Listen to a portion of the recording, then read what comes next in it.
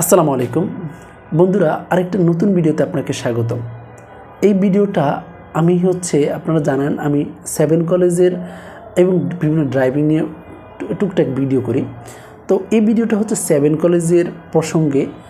একটা ভাই আমাকে কয়েকজন আমাকে কমেন্ট করছেন যে ভাই, এই যে 7 কলেজের এই কলেজে আমার এই সাবজেক্টটা আসছে, ওই কলেজে আমার ওই সাবজেক্টটা আসছে, ওই কলেজে ওই সাবজেক্টটা আসছে, ভাই এই সাবজেক্টটা কেমন?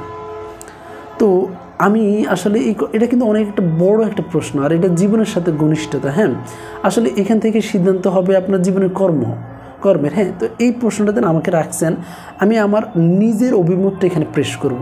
কারো থেকে কোনো জ্ঞানলব্ধতে ধার করে আমি বলবো না। আমি এখন থেকে যতটুকু ফেস করতেছি এবং আমি যে সাবজেক্টটা পড়তেছি এই সাবজেক্টের আলোকে আমি সব কিছু বলবো এবং বিশ্বব্যাপী আপনার সাবজেক্টটাকে মূল্যায়ন করব। তো আমি আপনাকে বলি, আপনার অবস্থান আমি জানি না আপনি কী অবস্থায় আছেন, তবে আমি বিলিভ করি আমার মতনই যারা 7 কলেজে পড়ে সবাই আমার মতনই মিডল ক্লাস থেকে বিলং করেন। আর মিডল ক্লাসের ফলাফলদের একটা বৈশিষ্ট্য থাকে, তারা নিজে কিছু করবে এবং নিজে পড়াশোনার সাথে যুক্ত থেকে মা বাপকে কিছু ইনকাম করে দিবে পাশাপাশি।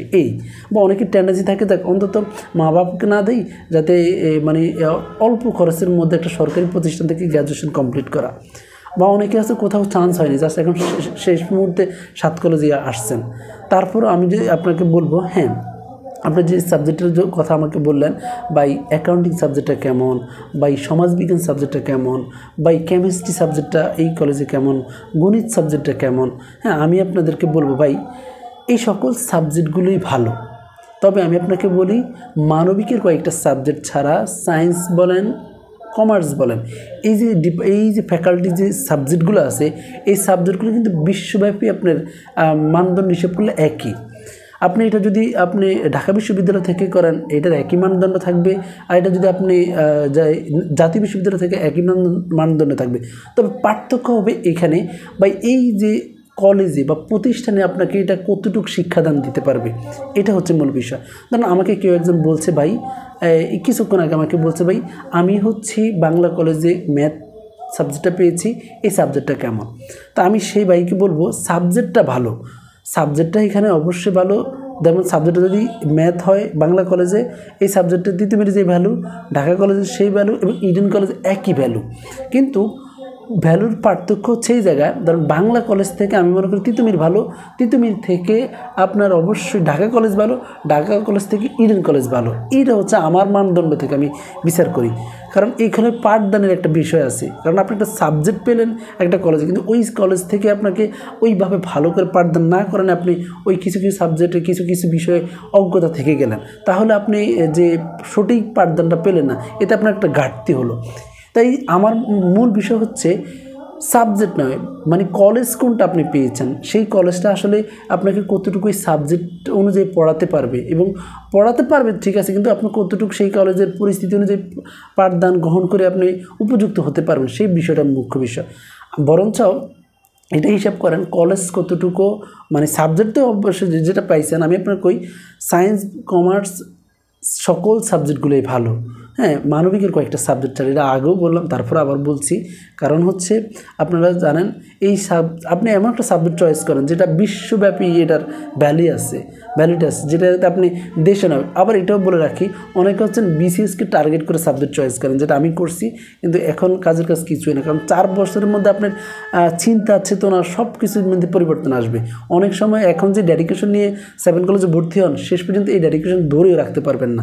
তাই আমি বলতেছি এমন সাবজেক্টটা চয়েস করেন যে সাবজেক্টটাতে যদি 7 কলেজে পড়া লাগে, ধরেন পড়বেন, এই সাবজেক্টটা যাতে ভবিষ্যতে বাংলাদেশ না বিশ্বব্যাপী একটা থাকে, ভ্যালিডিটি থাকে, মূল্যায়ন থাকে।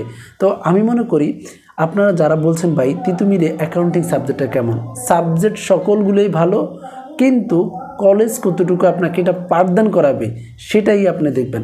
তা আমি মনে করি আমি এইটা নিয়ে একটা ভিডিও করছি, কোন কলেজ কেমন, সেই ভিডিওর লিঙ্কটা আমি ডেসক্রিপশন দিয়ে রাখবো, সেটা দেখবেন।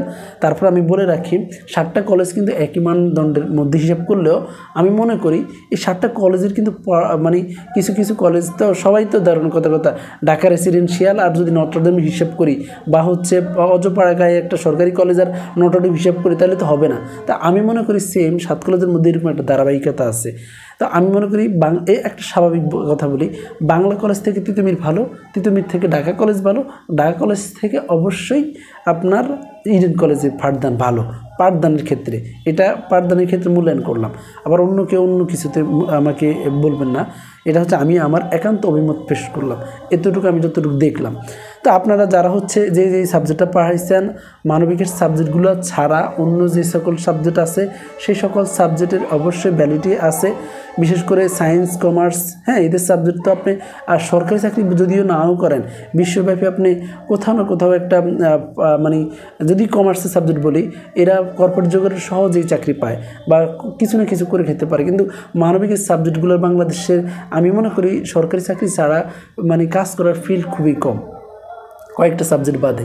তো আপনারা আশা করি আমার এই কথা থেকে বুঝতে পারছেন সাবজেক্ট কতটুকু ভালো এবং আসলে আপনারা যে আমার প্রশ্নটা করছেন এটা একটা গুরুত্বপূর্ণ প্রশ্ন। আমি যখন 7 কলেজে ভর্তি হই এরকম সিদ্ধান্ত আমিও অনেক দ্বিধাদ্বন্দ্ব ছিলাম, যার ফলস্বরূপ আজকে এই অবস্থা আমার, মানে আমি এই সাবজেক্টটা নিয়ে পড়তেছি।